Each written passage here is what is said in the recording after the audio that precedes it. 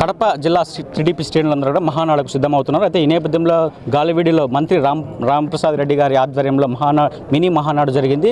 ఇలాగే మహానాడుకు సంబంధించిన అన్ని ఏర్పాట్లు కూడా దగ్గరుండి పర్యవేక్షిస్తున్నారు మంత్రి గారు. ప్రస్తుతం మనతో మంత్రి గారు ఉన్నారు, ఆయనతో మాట్లాడే ప్రయత్నం చేద్దాం. అలా చెప్పండి, మహానాడు ఎలా జరగబోతోంది? మన కడపలో మొదటిసారి పెడుతున్నారు.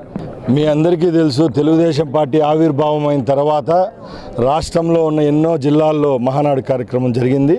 ఈసారి ఒక గౌరవంగా ఈ ఉమ్మడి జిల్లా ఏదైతే నియోజకవర్గాలు ఉన్నాయో ఉమ్మడి జిల్లా ప్రాంతానికి ఒక వరంగా చంద్రబాబు నాయుడు గారు అలాగే లోకేష్ బాబు గారు కడపను ఎంచుకోవడం జరిగింది. మన తరపున తెలుగుదేశం పార్టీ కార్యకర్తల అభిమానుల తరపున మరొకసారి ధన్యవాదాలు తెలియజేసుకుంటున్నాం. ఎప్పుడూ లేని విధంగా ఆ రోజు ఎన్టీఆర్ గారి ఫస్ట్ ఎప్పుడు పార్టీ అయితే స్థాపించారో ఈ రోజు వరకు ఎప్పుడూ లేని విధంగా మహానాడు కార్యక్రమం కడపలో జరుగుతుంది. 3 రోజులు ఈ పసుపు పండుగకు తెలుగుదేశం పార్టీ కార్యకర్తలు అభిమానులు రాష్ట్రంలో నలుమూల నుంచి విచ్చేస్తున్నారు. వాళ్లకు ఏ విధమైన అసౌకర్యాలు కలపకుండా ట్రాన్స్పోర్టేషన్ అనుకోండి, భోజనం, నీళ్లు, అలాగే అకామిడేషన్ విషయంలో మా నాయకులు గౌరవ ముఖ్యమంత్రి చంద్రబాబు నాయుడు గారు అలాగే మా యువనాయకులు లోకేష్ బాబు గారి సారథ్యంలో 13 కమిటీలు వేయడం జరిగింది. దాంట్లో రాష్ట్రంలో ఉన్న 23 మంది మంత్రులము అలాగే స్థానిక శాసనసభ్యులు అలాగే సీనియర్ నాయకులు అందరూ ఉండడం జరిగింది.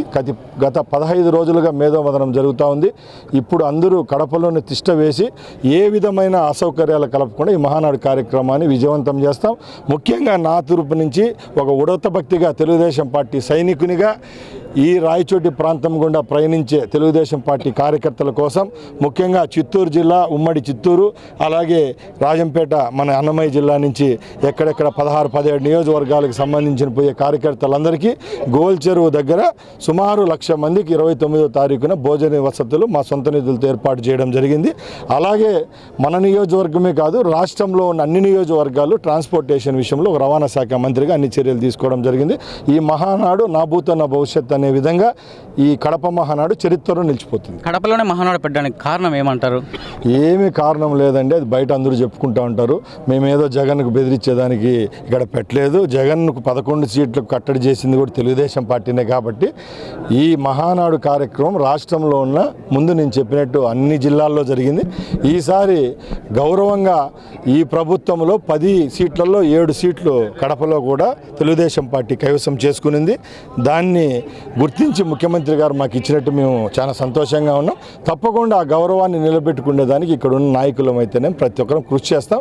ఈ కార్యక్రమాన్ని దిగ్విజయంగా పూర్తి చేస్తాం. అయితే ఇది మహానాడు దిగ్విజయం చేస్తాం. రాయలసీమలో కావచ్చు, అటు కడప కావచ్చు కూడా కడప మొత్తం కూడా తెలుగుదేశం పార్టీ శ్రేణులందరూ సిద్ధంగా ఉన్నారని చెప్తున్నారు. Ramachandra for Zee Telugu news.